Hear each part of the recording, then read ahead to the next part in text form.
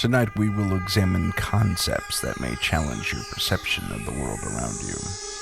Strange creatures, chilling tales, and the occasional conspiracy. Here on our show, we will attempt to provide you with paranormal insight.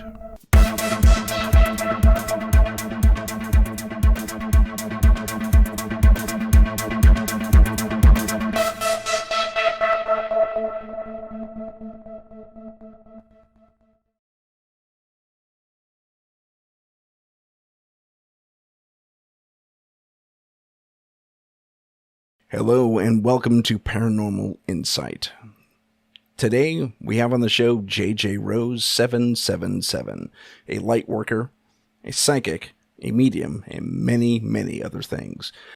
We'll let her enlighten us as to who she is and how she works. So without further ado, Ms. JJ Rose, good evening or afternoon. Hi, Tim. How you doing today? I'm doing just lovely. Thank you so much for being on the show. I really appreciate it. Of course. Very exciting stuff. Okay, so the topic today is psychics. How do we know if we're psychic and what makes us psychic? So let me preface this idea I have as a topic, because for a long time I had that question about myself. You and I have worked together in the paranormal field for a little while. JJ and I, for those who don't know, worked together in the paranormal investigation group Scary. You'll find out more about that throughout the podcast. She is her chief operation is a psychic specialist, and I'm the lead investigator. But she's more than just a psychic. In fact, let's start there, JJ. Why don't you tell us what makes you who you are, and do you identify more as psychic, or do you identify as a light worker, or what? I think all of those words are mutually exclusive. When it comes to myself, it's very hard to put me in a box. When I try to describe myself, I either go into an existential crisis or I basically read off a resume. So, Gotcha. yeah, I mean, you've met me, it's kind of hard to define me. Obviously I am psychic. I have that ability. I, primarily am an entity and energy remover or changer, shall we say.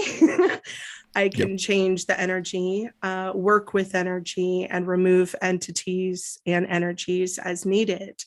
That being said, it comes with all the fun extras in order to do that work, which sometimes is mediumship work, sometimes is psychokinesis, telekinesis, all the wonderful eases and osses, right?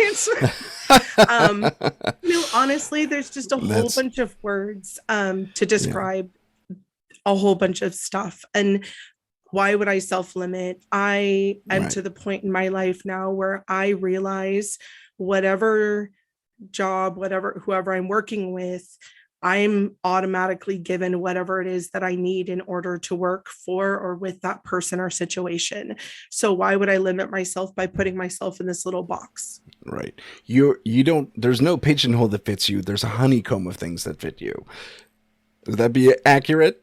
Yeah, that's probably much better description. So you don't get the one little cell in a hive, you get the whole hive. That's JJ and what she does when it comes to this paranormal light work.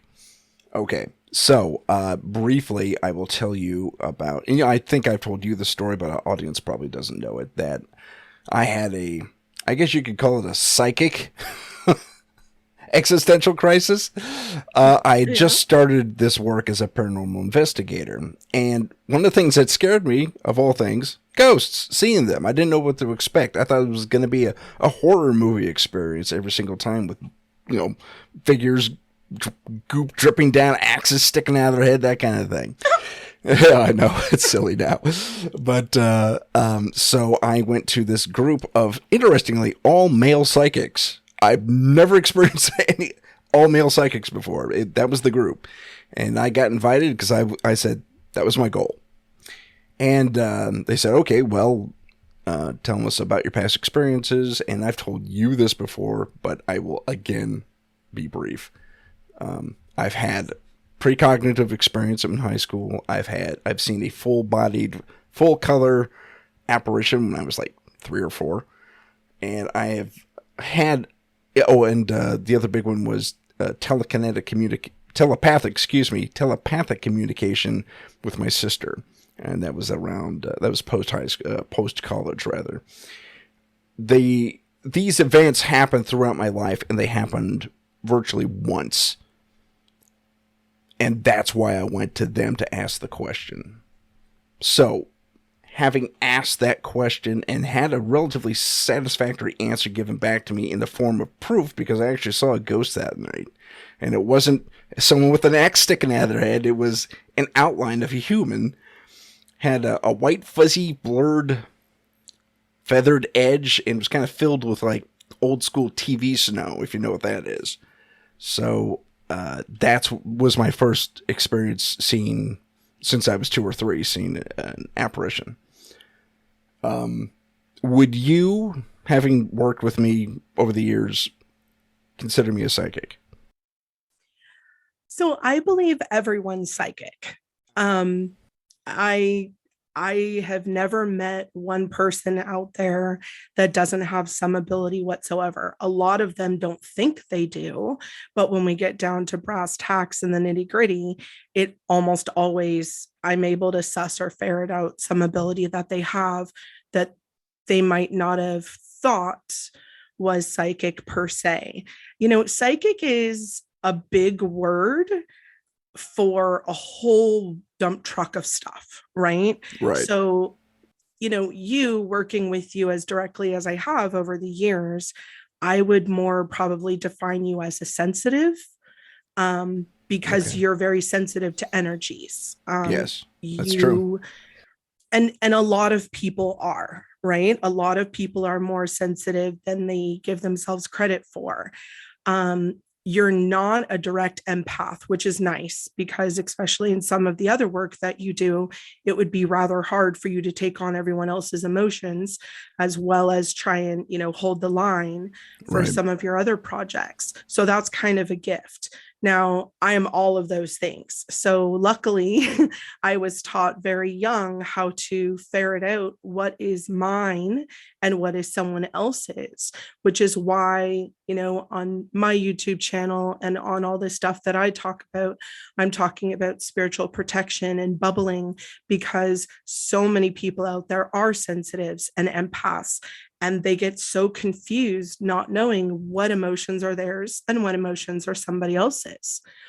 But to get back to your psychic question, everyone is psychic in some varying different degree. We've all had that time where we're driving or we're walking and instinctually we just know you do not turn down this street, Right. or you know you need to leave the house right now for wherever, or you know the phone's going to ring and it's going to be somebody, or you get like a moody or bad feeling and you just kind of know bad news is on the way. We've all experienced that.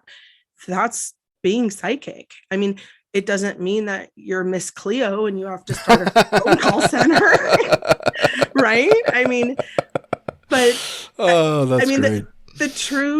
the truth of it is that we all have this ability. I mean, if you believe in physics and you believe in string quantum physics and string theory, then we're all connected, and therefore we're all tapped into this ether where all of these thoughts and things are going on, and where some of us are just more finely tuned in than others.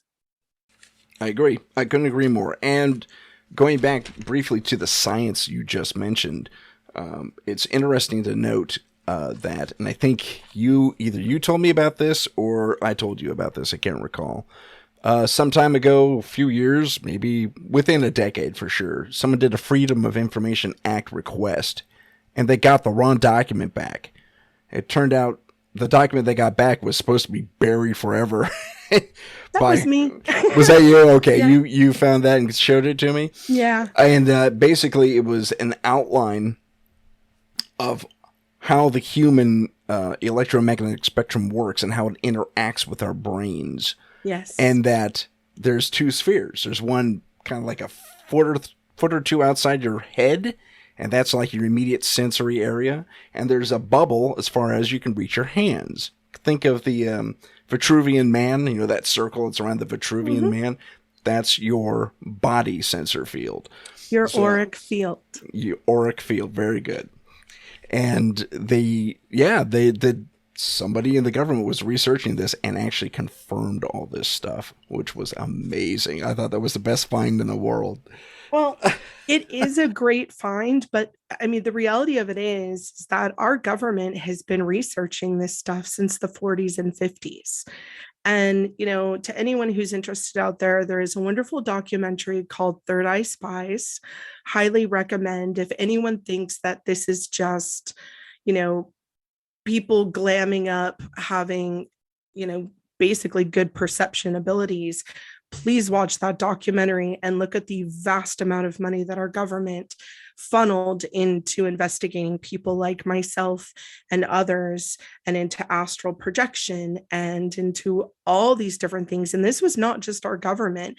The many other governments of different countries have been investing. Yes, that's exactly right. Into this for years. For decades, it should be said. Yes. For decades. And there's actually been some pretty scary experiments with people like us over the years in different countries. I'm very happy that we live in a country where we have the freedom to actually be us and to say no and not be in a test tube. In a cage somewhere being poked and prodded, virtually or otherwise. Yeah. You reminded me also of and I didn't intend for this episode to go this way, but that's okay that it is. Typical us. The typical us. Yeah, we always drift, but it's okay. I'm thinking of the 1st Earth Battalion Army. 1972 is when it started, I believe. And basically, they became a functional unit of the Army. And if you don't know what I'm talking about, have you ever seen the movie Men Who Stare at Goats? Yes. They actually have the disclaimer at the beginning. Most of this is true, although you're going to think it's fiction. And that's exactly what they say in the book. And a buddy of mine actually has their original handbook that they are issued by the U.S. Army for this particular battalion. Yeah, but stuff like this has been researched and worked on for years. I mean, during the Cold War, there was a whole part of the Cold War that people don't talk about, that there were actually people doing astral projection and astral spying. This was happening during World War II. There was actually a band of witches that got together in the UK and did an actual spell in order to keep the Nazi U-boats away. I mean, psychics and energy work and all of this stuff has been used. Hitler basically trapped a whole bunch of witches and psychics in order to put them in a room and to manifest things. He didn't realize that they were ultimately working against him, thank God. But there were some that were working on his side, which is why there were some real shocking developments during that war that people to this day, battlefield planners, can't fully explain. Oh, yeah. Yeah, there's a ton of accounts out there. And it's worth mentioning that if you need to know more about this stuff, you should do your own research. I'd love to impart all this on this show, and we probably will over time. But for the purposes of this episode, let's drift back to people and individuals and their abilities or their developing abilities. I want to talk to you about another person we know. Her name, we'll call her... Well, she's a family member. She's my cousin. You recall my cousin coming over? Yes. Okay. We'll call her Debbie. Okay. For the sake of anonymity. We'll call her Debbie. And Debbie came over and she after talking to me, she says, Tim, I know you were into this stuff, so I'm going to trust you with something. Because my own family kind of laughed at me. And I said, okay, what's going on? And I'm thinking she's going to tell me I got a ghost in my house. I need you to help me get rid of it. But instead she tells me, and I'm seeing people. I'm seeing dead people. I said, like the movie? You're seeing dead people? Great. And she says, no, it's not quite like that. They keep coming to me and asking me for help. And I said, okay, walk me through it. So she does. She walks me through the latest instance in her life. And I said, that sounds like mediumship, but you should probably talk to my friend JJ. So I brought her over to your place, and you and Debbie worked a little bit, and then she got a lot more confident pretty quick. And if you recall, she did a reading on me and called up a friend of mine who had passed away. And I couldn't figure out who she was identifying, because she doesn't hear things, she sees things, and these spirits have to play charades with her, basically. It's so delightful when people turn their senses off. I would say probably 80% of the people who reach out to me have all been, I know I've got something, but how do I turn it on? And I always say, stick to what you've already experienced first, develop that, and then let spirit guide you into what you're naturally drawn towards, because that's how you're going to develop your senses. Now, in the case of your cousin, if you'll remember the joke that I made, sweetheart, if every home you've ever lived in, dead people are showing up, it's not the house, it's you. You're a medium. That's just kind of how it is. Yeah. So, but it seemed to me it flipped on, and was like after she had her first or second child. And that can definitely happen. There are triggers that things can kind of wake up.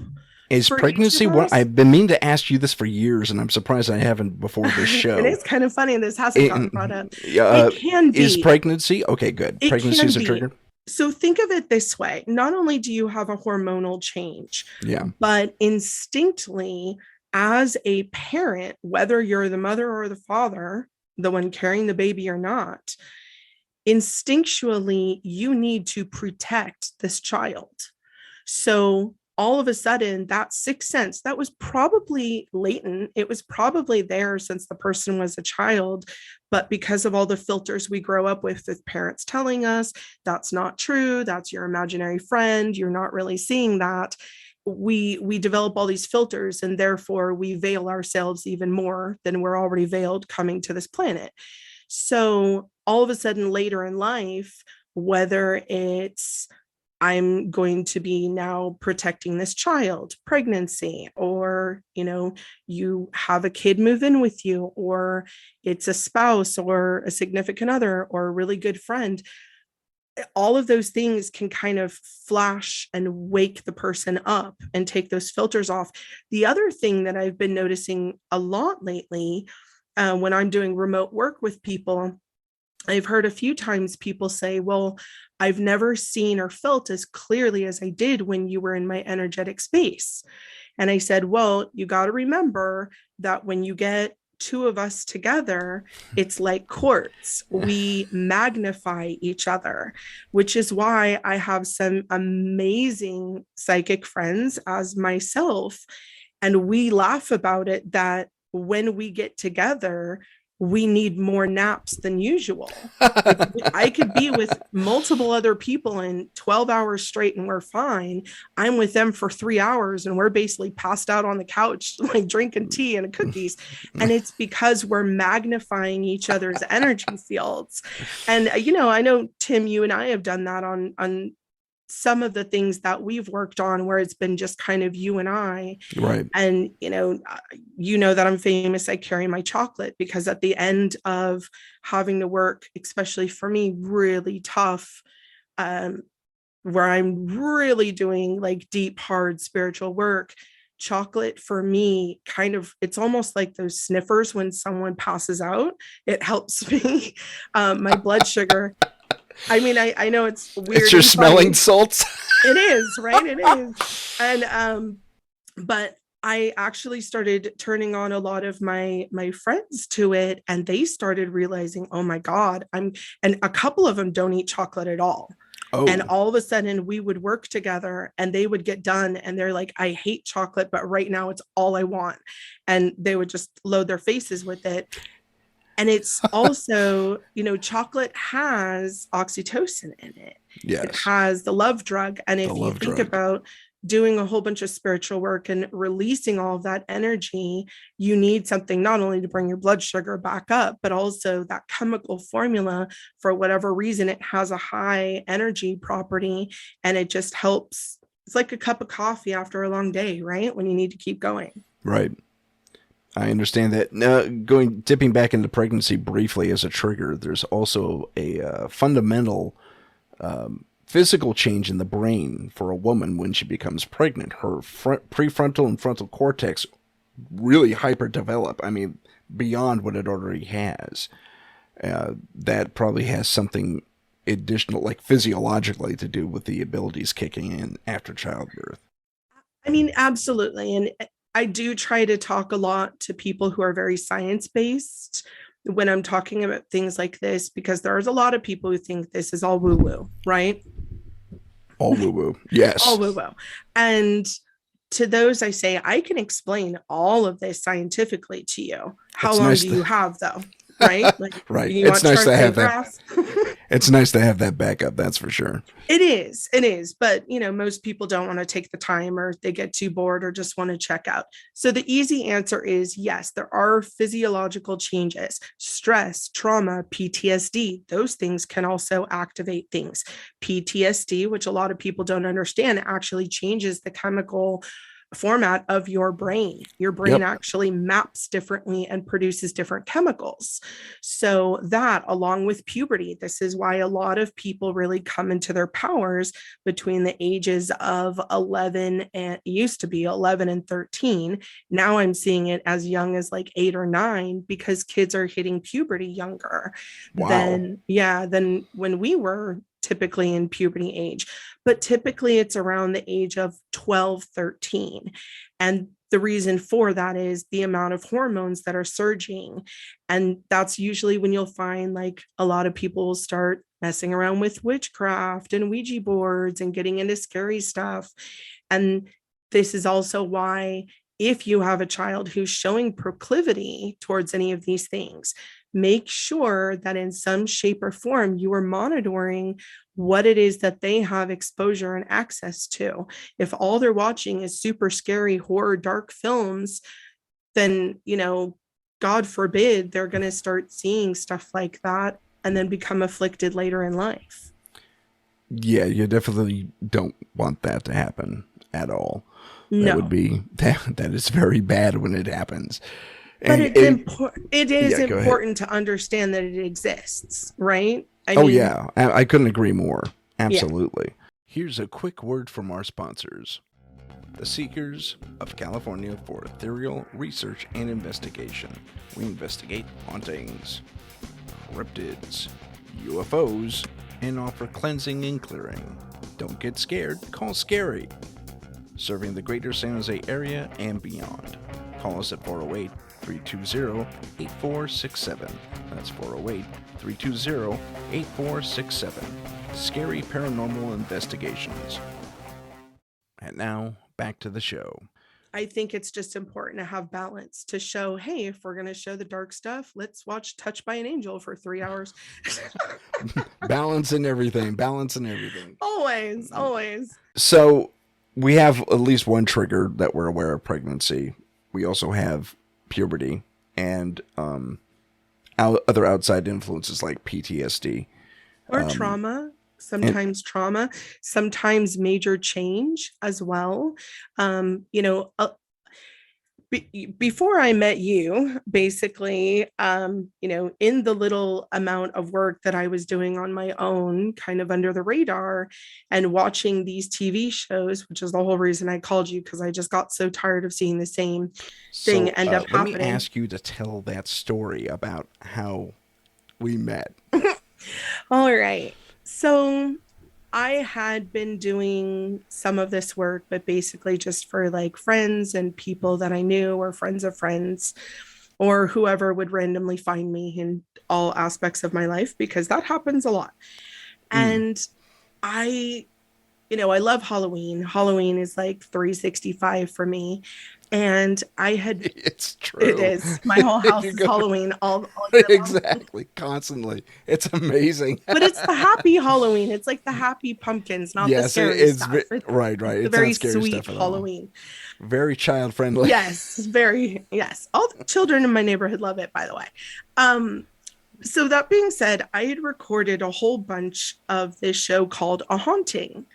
And basically, these are real life testimonies of people who, you know, all all ranges of things, but the majority of them are they move into this place, they're financially strapped, they put, everything into this place. Someone gets a wild bee up their bonnet that they have to live in this place. They put all their money into it. The place is haunted as you know what. Yeah. So basically, they go from being super happy and excited about their future to all of a sudden, their place is haunted and all this awful stuff is happening to them. So typically they end up calling a church or a paranormal investigative group who ends up coming out. And in typical fashion, basically everyone runs out of the house screaming and says, just leave. And then these people are stuck there in dire straits financially. So, for whatever reason, I was watching a marathon of these things while I was cooking, and I was cooking for like hours that day. I was meal prepping, or I don't know, cooking for a whole army of somebody, and typical. So, after like the Very typical. right, and it was a Sunday, and you know me pretty well. Like I kind of shut things down early on Sunday, but for whatever reason, this Yeah. night I didn't.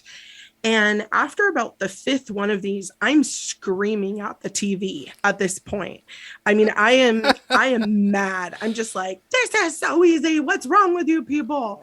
And I Uh, feel bad. well, yeah, well, understandably so. I mean, it's maddening, isn't it? When you brought that up to me Yeah. initially, I had not made that connection. I was like, oh my god, that's right. That's exactly what's happening. I walk into the house, do an investigation, find some evidence, confirmed that validate that it's haunted. So you're not crazy. We saw it too. Have a nice have a nice life. Yeah. Enjoy And then enjoy the house you're upside down on. you just leave them and they're there. And they're out the Yeah. door. And then Yeah, they're out the door. It's their horrible. kids are still freaking out. They're still seeing stuff and they're just like grinning and bearing it. So at this point, I am upset. I'm screaming at the TV. I'm I'm looking and I have like three more of these episodes to go. And I'm like, I don't know if I can emotionally even take this.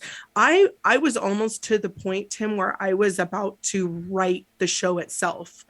Yeah, like that's how I was. Luckily, I was like, take a step back. A random email by some, random person, just like, hi, excuse me, I'd like to help everyone you've ever done an episode on. I'm sure that would go over When great. JJ gets mad, Yeah. when JJ gets mad, look out. Yeah, you have said before when I get mad, I am a little spitfire, but that's truth because You I are a little love and I spitfire. protect people, and You're very motherly. I Yes, am. you are. In the best possible Yeah, way. I am. I'm very I'm so, maternal. So very maternal. basically, I just go to Google and I put in paranormal investigators in my area, and there were five at the time. And I said, Spirit, guide me. And I skipped all the way down until yours. And I literally pressed the call button.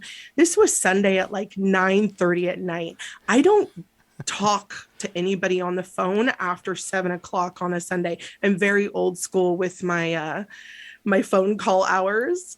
And Phone call etiquette, yes, I understand. Well, I'm the exact same way. I almost didn't pick up the call, but it came in on the scary line. I was like, well, someone obviously needs help. I can't just let them dangle. So I pick up and I and we basically talk. right out the gate was like, hi, this is my name. I want to be your energy and entity cleaner. And you were like, oh, that's great. Like, I'm looking for one of those. And I was like, awesome. Well, then let's meet up. And that's. And that was the. Now, the funny thing is, I don't know if I mentioned this before, but I actually put an ad out on Craigslist And let me tell you, and sweetheart, then Craigslist is the last place I would be going for anything. So, right. So I questioned her. I either on the on that day when we had that first conversation, or later when we met up. Did you find me on Craigslist? She said, no. She gave me this quizzical look like, what are you talking about? Well, I had also never even Craigslist, thought, like, icky. why would you put out a thing Right. for a psychic on Craigslist? Well, because at the time they were all over Craigslist. Okay, well, I did not know that. The things I knew that were on Craigslist was like, I would never be on Craigslist. Right. I understand that completely, But but it was fun. mean, It was. we met up and you vetted me, and Mhm. you know, you brought someone along who is pretty new to being psychic, and I love her dearly. I did not know her at the time, um, but basically, she sat across from me, and her energy, she was kind of poking me energetically in order to kind of find out about me. And I remember I was in conversation with you, and finally I just stopped and I looked at her and I said, can you please stop doing that? And she just looked at me like, what? And I said, it's very rude, it's very invasive, would you like to see how it feels? She's like, oh, okay. And I did it back to her, and she's like, that's quite uncomfortable. And I said, yes, darling, so stop doing it to people.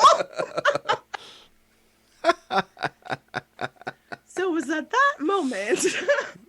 At that moment, oh, that's her. But And then we brought you on the case. Oh no, I had a case ready to rock, if you recall. yeah, But they ghosted you. they, haha, but bum. Yeah, I need a rim shot on this thing. Do I have one? I don't know. I do have one. It's a rim shot. Okay. First time I got to use it. But yeah, they did in fact ghost me. I had gone out to help them. I did a preliminary walkthrough of what was going on, and this guy wanted solutions for me at that moment, and I could not provide that. I said, well, I don't have a cleaner. I wish I did. I wish I had that ability, but I don't. And so that started my hunt. And here comes JJ, like 3 or 4 days later, and she was ready to go. And these guys were, I don't know, they were fed up with my inability to help them, I guess. But Well, what you had told me is you guys had gone out twice, and that was something different. No, I gone out there on my own. oh, okay. And then I thought that you had told them to call like a priest, That's right. and the priest blew them off. What happened was they had a priest out there already. Oh. And because the mother who owned the place said, well, this is obviously something evil, demonic, whatever. Let's have the house blessed. The blessing didn't take it all. And in fact, everything ramped up after the priest did his thing. And so the guy was fed up with going to the church, but energetically speaking, you know this, everything's in a circle. Yep. You know, you can't really break that thing. Even if it fails, you kind of have to go back in with a stronger attack within that circle of energy. In this case, a Catholic priest. But he did not like that answer, apparently, even though I had a different solution for him. He didn't. It's kind of interesting you bring that up. There's a movie called Prey, Prey, for the devil, and I actually watched it yesterday. Oh, what'd you think? Yeah. Free plugs for movies. Well, That's all right. It was very interesting, but I thought it brought up some really, really important parts of the Catholic Church that I've had to contend with. Why a lot of people have ended up coming to me, because the Catholic Church has this, this whole ritual that they do, right? And regarding exorcisms. It's pretty intense, and it takes a long time. It didn't used to, but now it takes the investigation alone. Even the preliminary investigation is intense and long and drawn out. Which I get why they're doing that, and thankfully, we're not drowning people in water anymore. But that's a whole different issue. But that being said, there's a huge amount of priests that actually don't believe in the supernatural part, which is why they were fighting so hard to even find priests to go through the exorcism schools. And so it brings to light a lot of this, ministers and priests and why they have not been preaching and talking about spiritual battle for so long, and then all of a sudden they start talking about it, and then it's all sideways and backwards and upside down and became, a whole political movement. I won't go there though, Yeah. but but I went Appreciate there. um You could touch on it. yeah, And you well, did. And I then did. Yeah, we dabbed. we dabbed. That being said, though, it's so important to have that deep internal belief system. If you don't have that deep internal faith, then you should not be messing around with any of this. If you are just on the precipice of understanding what your abilities are, start talking to someone or start seeking guidance from someone who knows a little bit better before you just start willy-nilly going in to try to heal people or, send spirits on their way and do things this and that. I see far too much of it, and I see so much bad advice out there. And honestly, it's what got me off my duff to actually create my YouTube channel, because I was so sick and tired of all this negative Nelly stuff about spiritual awakenings and all this terrible information out there of what people should and shouldn't be doing. And I would just sit there and I would say, no, it doesn't need to be this difficult, A. And B, everyone's just doing things for clicks and likes. And I mean, you know how I am, Tim. I don't care if anyone likes or subscribes to my stuff. But I'm please not do. trying to make a living from this. I'm just trying to get information out there to the people who really need it. Understood. And that's the important part of this work. That's the part where I can give back, is to just say, hey, if you need a starting point, here at least is a starting point with good information. No one's trying to sell you anything. No one's trying to, get you to sign up for their 80-hour class with gazelles or whatever it is of the day. Gazelles. Walking I've with seen gazelles. some really strange stuff on the internet, man. So That's hilarious. yeah. Walking with gazelles. Yeah, or even weirder stuff. And I'm like, oh, okay, we're doing that now. The truth of it is being psychic is something as little as having an intuition. Being psychic can be something as broad as, the meaning of life or your life or when someone's going to pass away or when something's going to happen. But it's kind of interesting we're having this talk today. There's a really big case of some people who were murdered that has been on the news. And I've had some friends and family who are really obsessed with the case, like a lot of the nation was, right? Right. And one of them had asked me, and I had basically told them, wait 2 weeks. You're not going to hear any information for 2 weeks. In 2 weeks, it'll all come out, and kind of gave my little rundown of like 3 or 4 things about the person who did it and why. And, like I said, people like the news, they like the sizzle, they like the hype. So these people were going all over the internet. There were all these so-called psychics and tarot card readers and all these people pitting the blame on whoever.